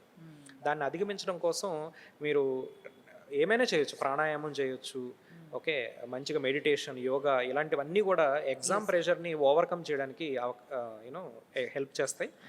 అలానే చాలామంది విద్యార్థులు ఇలాంటి ప్రాక్టీస్ చేసి లో మార్క్స్ నుంచి అధిగమించి, ఆ ఎగ్జామ్ ప్రెషర్ని అధిగమించి మంచి మార్క్స్ తెచ్చుకున్న సందర్భాలు కూడా చాలా ఉన్నాయి. ఓకే. సో అంటే మాక్ టెస్ట్లు కూడా రాస్తూ రాస్తూ కూడా ఆ భయం పోవచ్చు కదా? ఎస్. సార్, ఇప్పుడు ఏడబ్ల్యూ ఎగ్జామ్ రాయాలంటే ఓన్లీ ఇంగ్లీష్ మీడియం వచ్చిన వాళ్ళు అందులో చదివిన వాళ్ళేనా, లేకుంటే తెలుగు మీడియం చదివిన వాళ్ళు కూడా రాయచ్చా? అలా ఏమి ఉండదండి. ఫర్ ఎగ్జాంపుల్ నేనే ఎగ్జాంపుల్ తీసుకుంటే, నేను 10th క్లాస్ వరకు తెలుగు మీడియమేనా, తెలుగు మీడియం స్కూల్లోనే చదివాను. ఇంటర్మీడియట్ పేరుకే ఇంగ్లీష్ మీడియం, కానీ మాకు చదువు అంతా కూడా ఆల్మోస్ట్ తెలుగు మీడియంలోనే జరిగింది. సో ఇంజనీరింగ్లో మాత్రమే ప్రాపర్గా ఇంగ్లీష్ మీడియం, ఇంగ్లీష్లో సబ్జెక్ట్స్ చదువుకోవడం అనేది జరిగిందనమాట. But still I was successful, మంచి ఎగ్జామ్లో, కాంపిటేటివ్ ఎగ్జామ్లో సక్సెస్ తీసుకురాగలిగాను. అలానే మనకేంటంటే ఇంగ్లీష్లో తెలుగులో అన్నది ఇంపార్టెంట్ కాదు, ఆ సబ్జెక్ట్లో డెప్త్ ప్రాపర్గా నేర్చుకున్నామా లేదా అన్నదే ఇంపార్టెంట్. ఓకే, చాలా రూరల్ బ్యాక్గ్రౌండ్ నుంచి వచ్చి, గ్రామీణ ప్రాంతాల నుంచి వచ్చి స్టేట్ ఫస్ట్ తెచ్చుకున్న స్టూడెంట్స్ కూడా ఉన్నారు. మీకు ఇంతకుముందు చెప్పాను, మన తెలంగాణ విద్యార్థి కర్ణాటక ఎగ్జామ్లో స్టేట్ ఫస్ట్ తెచ్చుకున్నాడు. తన పేరు మోహన్ కుమార్ అనమాట. నాకు రెగ్యులర్గా అప్పుడప్పుడు కాల్ చేస్తూ ఉంటాడు, ఎలా ఉన్నారు సార్, చాలా మంచి విద్యార్థి, చాలా వెరీ హంబుల్ అనమాట. తను కూడా చాలా రూరల్ బ్యాక్గ్రౌండ్ నుంచి వచ్చాడండి. తనకు కూడా ఇంగ్లీష్లో అంత ప్రావీణ్యత లేదు, బట్ తను ప్రిపేర్ అయ్యాడు, కర్ణాటక స్టేట్ ఫస్ట్ ర్యాంక్ తెచ్చుకోగలిగాడు. ఇక్కడ ఇంగ్లీషు తెలుగుతో సంబంధం లేదు, మనం ఏంటంటే సబ్జెక్ట్లో డెప్త్ ప్రాపర్గా నేర్చుకున్నామా లేదా, ఆ ఎగ్జామ్ ప్రెషర్ని ఓవర్కమ్ చేయగలిగామా లేదా, దట్స్ ఇట్. రైట్. సార్, ఈ ఎగ్జామ్‌లో పాస్ అవ్వాలంటే మార్క్స్‌తో పాటు క్రమశిక్షణ అంటే డిసిప్లిన్ కూడా ఎంతవరకు అవసరం? Discipline is the most important thing అండి. మనం ఇదొక్కటే కాదు, లైఫ్లో ఏం చేయాలన్నా, దేనిలో సక్సెస్ అవ్వాలన్నా సరే డిసిప్లిన్ అనేది చాలా ఇంపార్టెంట్. ఇప్పుడు జనరల్గా ఏదైనా ఎగ్జామ్ నోటిఫికేషన్ వచ్చినప్పుడు ఆ సిలబస్ చూస్తాం మనం. చాలామంది విద్యార్థులు కూడా ఆ ఫస్ట్ డే వాళ్ళకు ఒక కైండ్ ఆఫ్ హై ఉంటుందన్నమాట. నేను ఎలా అయినా సాధించాలి, దీనికి ఒక టైం టేబుల్ ప్రిపేర్ చేసుకుంటారు. ఎస్, మార్నింగ్ 6కి లేస్తాను, 6 to 9 ఏమో యాప్టిట్యూడ్ ప్రాక్టీస్ చేస్తా, 9 నుంచి కోర్ సబ్జెక్ట్స్ ప్రాక్టీస్ చేస్తా, రకరకాల టైం టేబుల్స్ ప్రిపేర్ చేసుకుంటారు. బట్ 1-2 days చేస్తారు, తర్వాత డ్రాప్ అయిపోతారు అనమాట. కరెక్ట్. ఆ డిసిప్లిన్ అనేది చాలా ఇంపార్టెంట్. మనం క్రమశిక్షణ అంటే కష్టంగా అనిపిస్తుంది. ఎవ్రీడే లేవడము, ప్రిపేర్ అవ్వడము, ప్రాక్టీస్ చేయడము, మళ్ళీ చదువుకోవడము, మళ్ళీ ప్రాక్టీస్ చేయడం, ఇదంతా ఒక టఫ్ ప్రాసెస్సే. బట్ ఎవరైతే కమిట్మెంట్తో చివరి వరకు నిలబడగలుగుతారో, ఆ క్రమశిక్షణ మెయింటైన్ చేయగలుగుతారో వాళ్ళు మాత్రమే సక్సెస్ అవ్వగలరు. ఓకే. ఓకే, ఏదో ఆడుతూ పాడుతూ వెళ్ళిపోయాము, అటెంప్ట్ చేసాము అంటే అది కొంచెం డిఫికల్ట్గానే ఉంటుంది. So discipline is very very important. వాళ్ళకి వాళ్ళు ఆన్సర్ చేసుకోవాలి. రైట్. ఎవ్రీడే లేవగానే నిన్న నేను అనుకున్న టాస్క్ అన్ని కంప్లీట్ చేయగలిగానా లేదా, వాళ్ళకి వాళ్ళు ఆన్సర్ చేసుకోవాలి. లేదు కంప్లీట్ చేసుకోలేదు అనుకుంటే you have to blame your self. ఎవరినో బ్లేమ్ చేయలేము కదా. మన సక్సెస్కైనా మనమే కారణము, మన ఫెయిల్యూర్కైనా మనమే కారణం. మన డిసిప్లిన్ అనేది చాలా చాలా చాలా ఇంపార్టెంట్. అయితే ఏఈ ప్రిపరేషన్కి రీకాల్ అండ్ ఆల్సో రివిజన్ ఎంతవరకు ఇంపార్టెంట్ అంటారు? రివిజన్ అనేది చాలా ఇంపార్టెంట్ అండి. ఎందుకంటే ఇది ఒక సబ్జెక్ట్తో అయ్యేది కాదు. ఆల్మోస్ట్ 10 to 12 సబ్జెక్ట్స్ ఉంటాయి. ప్రతి సబ్జెక్ట్లో కూడా మళ్ళీ నెంబర్ ఆఫ్ చాప్టర్స్ ఉంటాయి. ఇంత లాంగ్ ప్రిపరేషన్ అండ్ హెవీ సిలబస్ని చివరి వరకు రీటైన్ చేసుకోవాలంటే రెగ్యులర్గా రివిజన్ చేయడం అనేది చాలా ఇంపార్టెంట్.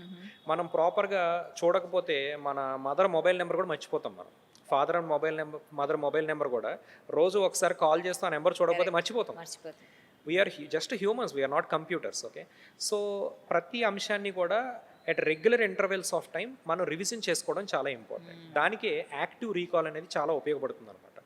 అంటే మీరు ఒక సబ్జెక్ట్ ఈరోజు ప్రాక్టీస్ చేశారు, ఒక 2 weeks తర్వాత ఆ సబ్జెక్ట్ యొక్క నోట్స్ ఓపెన్ చేసి మళ్ళీ ఒకసారి చదువుకొని నోట్స్ క్లోజ్ చేసి మీకు గుర్తున్న పాయింట్స్ అన్నీ ఒక పేపర్ మీద రాసుకోవడము, ఫార్ములాస్ అన్నింటినీ ఒకసారి పేపర్ మీద రాసుకోవడం, ఏమైనా మర్చిపోయామా రివిజన్ చేసుకోవడము. ఈ రివిజన్ అనేది లేకపోతే మనం సిలబస్ మొత్తాన్ని చివరి వరకు రీటైన్ చేసుకోవడం అనేది డిఫికల్ట్ అవుతుంది అనమాట. సో రివిజన్ చాలా ఇంపార్టెంట్. ఏఈ ఎగ్జామ్లో క్రాక్ చేయాలంటే గోల్డెన్ రూల్స్ ఏంటివి సార్? నేను చెప్పే గోల్డెన్ రూల్స్ ఏంటంటేనండి, ఫస్ట్ థింగ్ మీరు సిలబస్ని ప్రాపర్గా అర్థం చేసుకోవాలి. ఏం చదవాలి, ఏం చదవకూడదు. ఓకే, సిలబస్ని అర్థం చేసుకున్న తర్వాత ప్రీవియస్ ఇయర్ క్వశ్చన్స్ని చూడాలి. చూసి ఏ టాపిక్ నుంచి ఎక్కువ క్వశ్చన్స్ వస్తున్నాయి, ఏ టాపిక్లో తక్కువ క్వశ్చన్స్ వస్తున్నాయి అనేది సెకండ్ పాయింట్ అర్థం చేసుకోవాలి. థర్డ్ పాయింట్, ఈ ఎగ్జామ్కి నేను ప్రిపేర్ అవ్వాలనుకుంటే నేను ఓన్గా ప్రిపేర్ అవ్వగలనా, నాకేమైనా కోచింగ్ హెల్ప్ కావాలా అన్నది అర్థం చేసుకోవాలి. కోచింగ్ హెల్ప్ కావాలనుకుంటే ఆన్లైనా ఆఫ్లైనా అన్నది మీ మైండ్లో ఫిక్స్ అవ్వాలి. ఒకసారి కోచింగ్లో జాయిన్ అయినా లేదంటే సెల్ఫ్ ప్రిపరేషన్తో స్టార్ట్ చేసినా సరే మీరు అనుకున్న టైం టేబుల్ని ఫినిష్ చేయగలగాలి. చివరి వరకు మీరు ఏదైతే స్ట్రాటజీని స్టార్ట్ చేశారో ఆ స్ట్రాటజీని చివరి వరకు అమలు చేయగలగాలి. ఇంకొకటి ఏంటంటే రూమర్స్ని నమ్మొద్దు. చాలామంది ఎలా ఉంటారంటే పక్కన వాళ్ళే మనల్ని డిసప్పాయింట్ చేయడానికి ట్రై చేస్తూ ఉంటారు. మనం ఒక స్టూడెంట్ నేను ఏడబ్ల్యూ క్రాక్ చేయాలనుకుంటున్నాను అనగానే వాళ్ళ ఫ్రెండ్స్ అరే మన వల్ల అయ్యేది కాదు, ఇది నీకెందుకురా, టైం వేస్ట్, డబ్బులు మనీ వేస్ట్, ఏదో ఒకటి చెప్తూ ఉంటారు. డిసప్పాయింట్ చేయడానికి ట్రై చేస్తూ ఉంటారు. అలాంటి డిసప్పాయింట్మెంట్స్ అన్నిటిని ఓవర్కమ్ చేయగలగాలి. మిమ్మల్ని మీరు నమ్మాలి. ఓకే, మీకు ఎప్పుడైనా లో అనిపించినా మంచి టీచర్తో మాట్లాడండి, లేదంటే మీ తల్లిదండ్రులకు ఫోన్ చేసి మాట్లాడండి. నాకు తెలిసి తల్లిదండ్రులు ప్రోత్సహించినట్లుగా ఎవరిని వాళ్ళ ఫ్రెండ్స్ కానీ ఎవరు ప్రోత్సహించలేరు. ఎగ్జాక్ట్లీ సార్, చివరిగా ఏడబ్ల్యూ ఎగ్జామ్ క్రాక్ చేయాలని లక్ష్యంగా పెట్టుకున్న విద్యార్థికి మీరు చెప్పాలనుకుంటున్న సందేశం ఏంటి? ఏడబ్ల్యూ అనేది ఒక మంచి ఆపర్చునిటీ అండి. ఎందుకంటే ఇంత లార్జ్ స్కేల్ ఆఫ్ రిక్రూట్మెంట్ చాలా రేర్గా జరుగుతూ ఉంటుంది. ఓకే, 649 పోస్ట్ అనేది it's a large scale recruitment. Career చాలా బాగుంటుంది. మీకు స్టార్టింగ్ నుంచి మీరు రిటైర్మెంట్ వరకు కూడా చాలా ఛాలెంజింగ్గా ఉంటుంది. కొత్త కొత్త విషయాలు నేర్చుకుంటారు. ఇంకొకటి ఏంటంటే మిమ్మల్ని ఎవరు రీప్లేస్ చేయలేరు. Once you enter into the organisation, if you are bind to the rules of the organisation, nobody can replace you. So చాలా సెక్యూర్డ్ జాబ్. ఇప్పుడున్న కరెంట్ వరల్డ్ ఎకానమీ సిచ్యువేషన్లో పవర్ సెక్టార్లో జాబ్ అనేది చాలా secured. చాలా బాగుంటుంది. ఇంకొకటి most importantly మీరు ఏదైతే ఇంజినీరింగ్లో చదువుకున్నారో దాని మీదే వర్క్ చేస్తారు. రైట్. ఏదో సాఫ్ట్వేర్కి వెళ్ళి మనకు తెలియని మీద దాని మీద వర్క్ చేయడం కన్నా తెలిసిన పని చేయడం అనేది చాలా జాబ్ సాటిస్ఫాక్షన్ అయితే ఉంటుంది ఖచ్చితంగా. రైట్. జాబ్ సాటిస్ఫాక్షన్, మంచి లొకేషన్, మీరు ఖచ్చితంగా మీ స్టేట్లోనే ఉంటారు, ఎక్కడికి పంపరు. ఓకే, మోస్ట్ ఇంపార్టెంట్లీ మంచి శాలరీ వస్తుంది, సెక్యూర్డ్ జాబ్, వీటన్నిటికన్నా ఇంకేం కావాలి? ఎగ్జాక్ట్లీ. సో ఆ పాయింట్ ఆఫ్ వ్యూలో నేను ఏడబ్ల్యూ అనేది ఒక గోల్డెన్ ఆపర్చునిటీ అని చెప్తాను. అట్లీస్ట్ మీరు ట్రై చేయండి. ఏదో చాలామంది టాలెంట్ ఉన్న పిల్లలు కూడా మనం ఏం చేస్తాంలే అన్న బద్ధకంతో వదిలేస్తూ ఉంటారు అనమాట. చాలా ప్రామిసింగ్ క్యాండిడేట్స్ నేను చూశాను. ఐటీ కెరీర్, ఐటీలో సాఫ్ట్వేర్లో సెటిల్ అయిపోయారు, చాలా మంచి స్టూడెంట్స్. వాళ్ళు కనుక నిజంగా ఒక్కసారి ప్రయత్నిస్తే ఖచ్చితంగా వచ్చే అవకాశాలు ఉన్నాయి. ఎగ్జాక్ట్లీ. సార్, ఆంధ్రప్రదేశ్లో ఏడబ్ల్యూ నోటిఫికేషన్ విడుదల కాబోతుంది అనేసి మనకి వార్తలు వస్తున్నాయి కదా. సో ఈ నేపథ్యంలో ఓమ్ ఇన్స్టిట్యూషన్లో ఏమన్నా క్లాసెస్ స్టార్ట్ చేశారా? ఎస్ అండి, ఓమ్ ఇన్స్టిట్యూట్లో మనం ఒక ఆన్లైన్ క్రాష్ కోర్స్ స్టార్ట్ చేయడం జరిగింది. మంచి రెస్పాన్స్ వచ్చింది. ఒక 10 days నుంచి క్లాసెస్ జరుగుతున్నాయి. మరొక్కసారి మేము రేపు ఒక 1 week 10 days టైంలో రెండో బ్యాచ్ లాంచ్ అయిపోతున్నాము. ఆన్లైన్లోనే జరుగుతుంది బ్యాచ్. ఆన్లైన్. ఎవరైతే ఫిజికల్ క్లాసెస్ అటెండ్ అవ్వాలనుకుంటున్నారో వాళ్ళకి కూడా హైదరాబాద్లో మన ఇన్స్టిట్యూట్లో క్లాసెస్ అనేవి రెగ్యులర్గా ఎవ్రీ 2 weeksకి ఒక బ్యాచ్ స్టార్ట్ చేయడం జరుగుతుంది. రైట్. ఓకే, సో ఎవరైనా ప్రిపేర్ అవ్వాలి అనుకుంటే మా ఇన్స్టిట్యూట్ని సంప్రదించవలసిందిగా కోరుచు.